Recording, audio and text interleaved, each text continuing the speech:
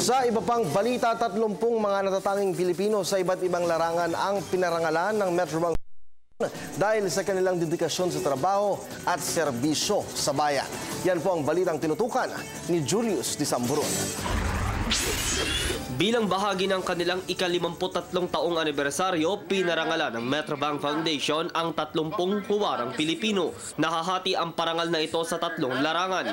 Una, ang Search for Outstanding Teachers. Dito namin nakilala si West Visayas State Associate Professor Reggie Palmos. Kasama din niya pinarangalan si UP Baguio Associate Professor Dr. Annalyn Amores. Ang mga gurong ito ay napili dahil sa kanilang pagtulong sa mga mahihirap na komunidad at matyagang nagbibigay kaalaman sa mga mag-aaral sa elementary at high school sa kanilang mga lalawigan.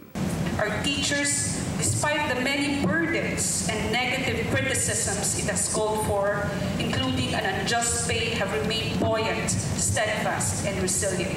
10 natatanging police officers in service naman ang binigyang pagkilala dahil sa yung mapababa ang krimen sa kanilang nasasakupan.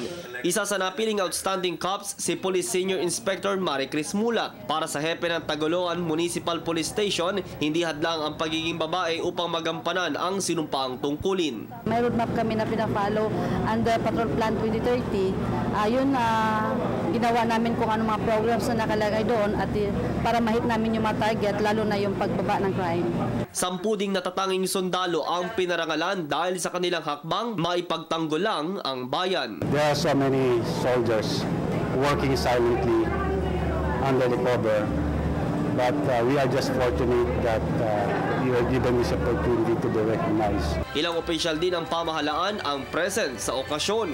They have always impressed us with their willingness to put their life in the line of fire in the name of peace.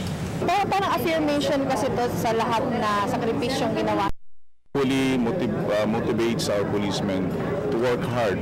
Ani ng Pangulo ng Metrobank Foundation, layunin ng ganitong parangal ang kilalanin ang mga naiambag sa bansa ng mga makabagong bayani. Gusto naming maging modelo ng kabataan. Na napanood ko sa TV na ang mga tanong ay sino ang inyong mga hero, puro mga Marvel superhero.